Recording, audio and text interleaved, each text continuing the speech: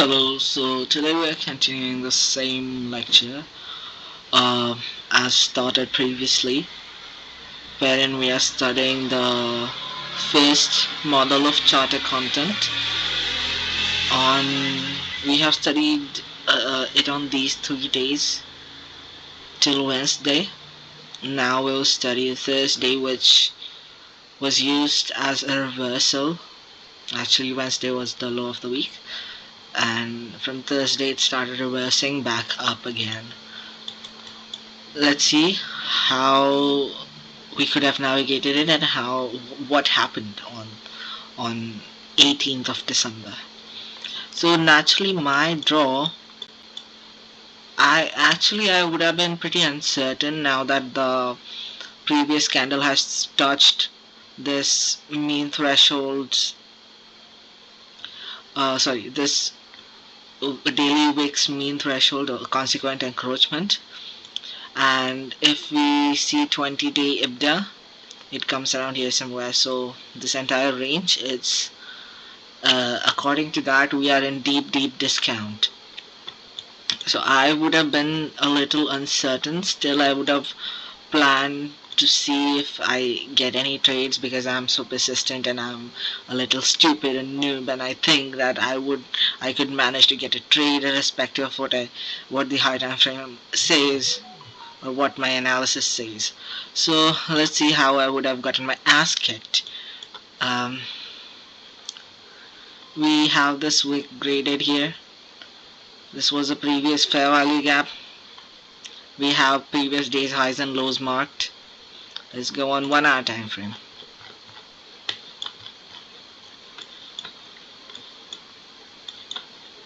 This was that day's midnight timing. And if you see, we have these two inefficiencies there. We are inside this big leg. We opened inside this leg, taking a support from this consequent encroachment.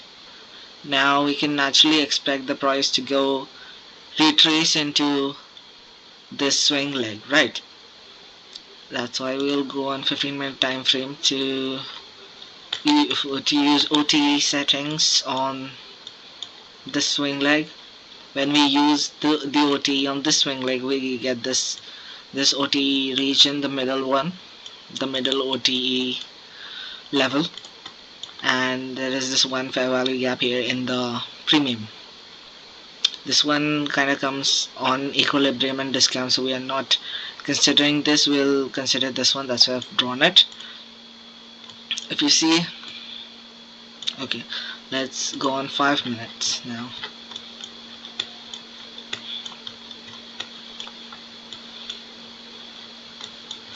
London session was gradually progressing towards these levels here, OTE and fair value gap.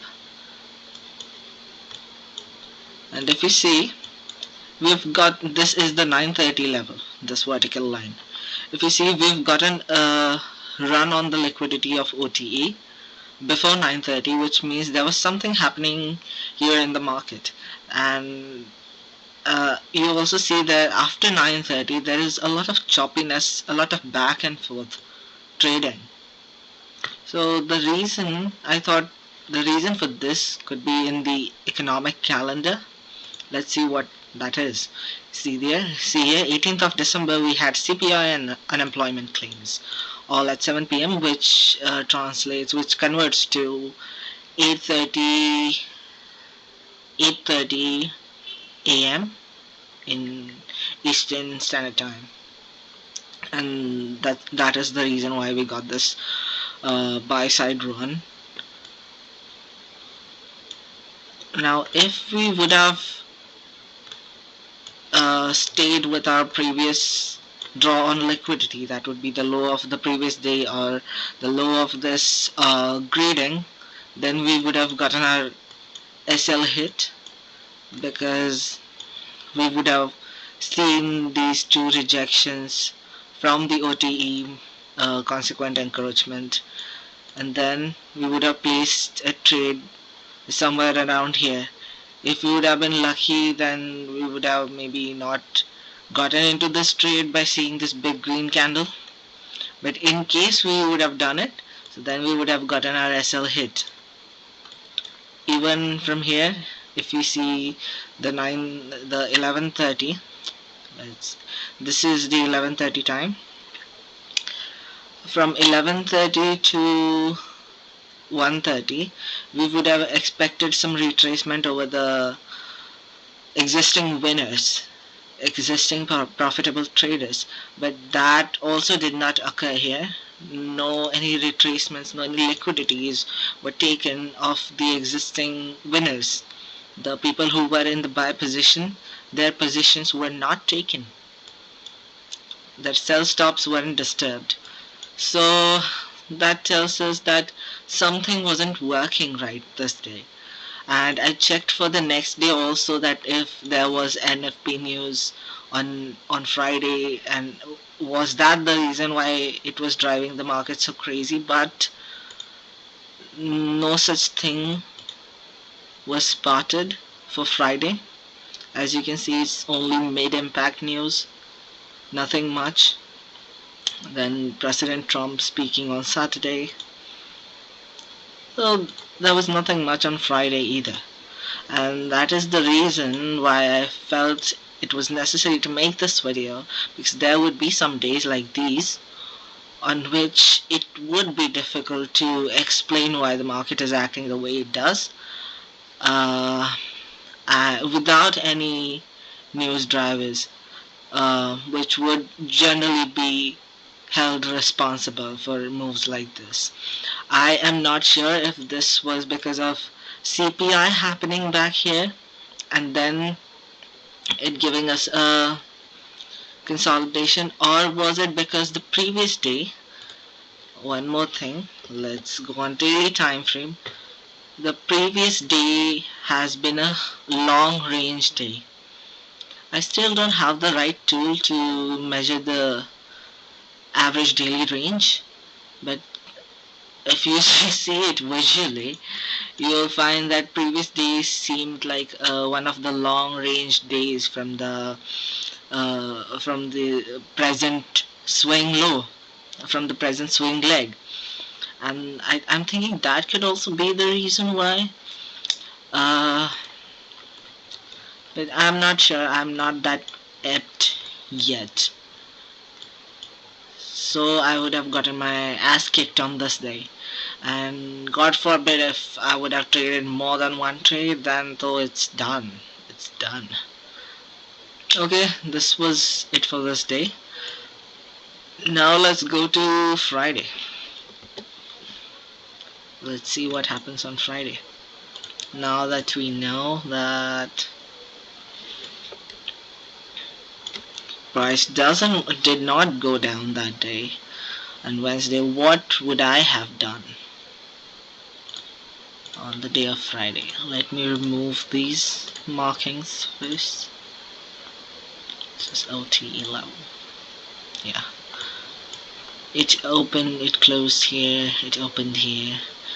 I would have graded these swings. As this is the highest one, I would have, let's grade this. Quadrants. Would this be enough?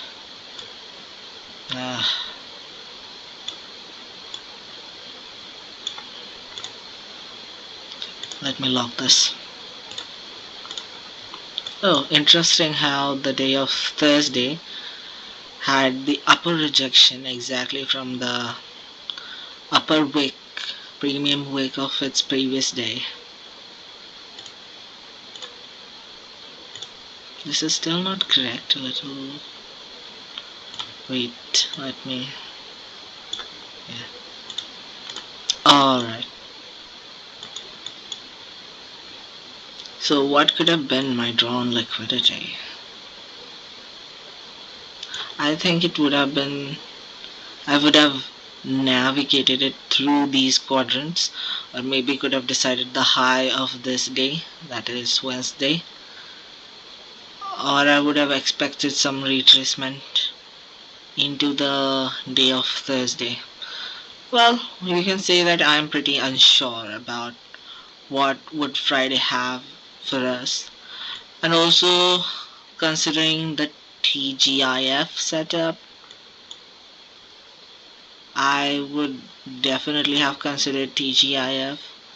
According to that, let's mark that.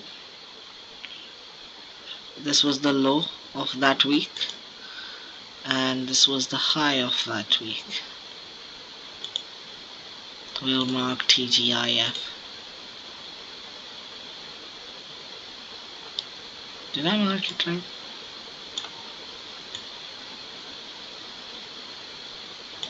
Okay, this is the right way to mark it. It has retraced way past the TGIF setting. It has actually reversed. The entire week has reversed from Wednesday. So the TGIF tool is of not much of any use to us in this scenario.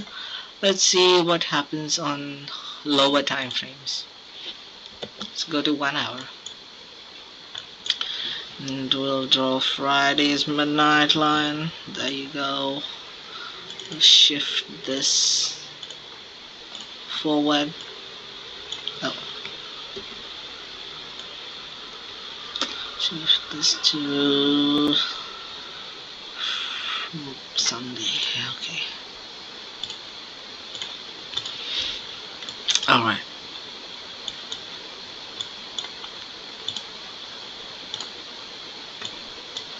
This is where we open up. We are still inside this swing leg from yesterday. As we are still meandering around this inefficiency. We open, we get into this inefficiency, we get through it, again come back lower, create relative swing lows,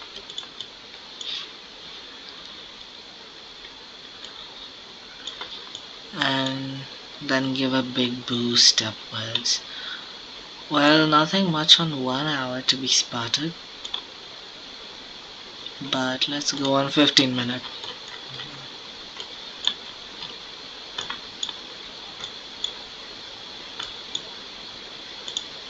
Obviously we have very less tools to work with right now because generally when you trade you see a lot more things. You see NDOGs and WOGs and midnight openings, opening range gaps, so many things. But we are trying to work with whatever we have right now. Let's mark the 9:30 opening. Oh, yeah. This would be the 9:30 opening. That's where we get this huge green line. No, till the time of 9:30 we are still meandering around this inefficiency inside the wake of Wednesday and taking rejections from its consequent encroachment. And the energy is still low on that. Let's go on 5 minutes. That's the lowest we can drop because I don't have the premium subscription.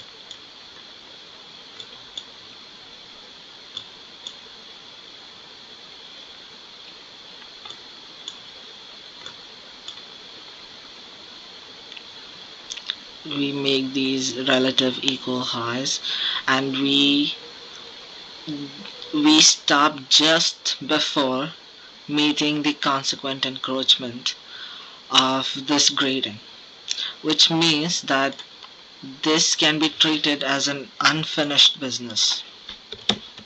Finished business from London session.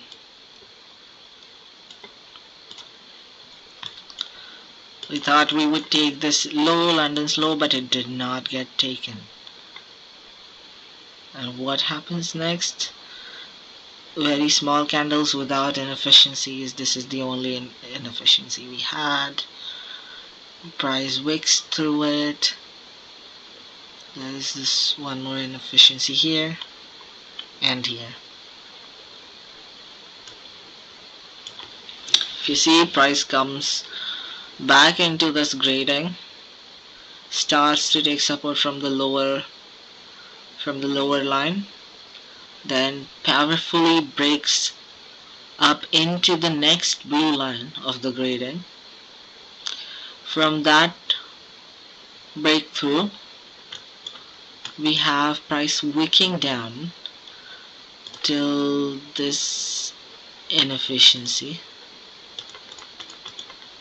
and after that at 9:30 it goes boom, taking away the unfinished business and also the high of that Wednesday.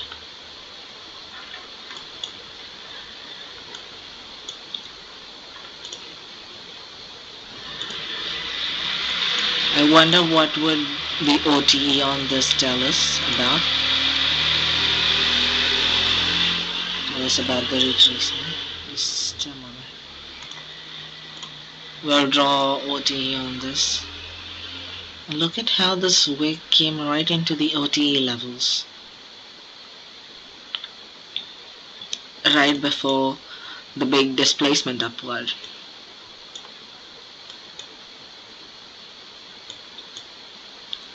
Price completed all the targets of the OTE setting.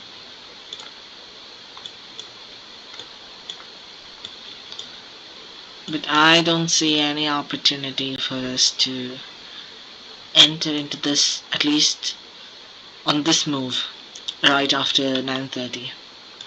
It would have been very difficult. It was pretty fast because a day prior to this, we had a lot of consolidation, a lot of trapping business going on. That's why it was easier on Friday for the price to move quickly upward.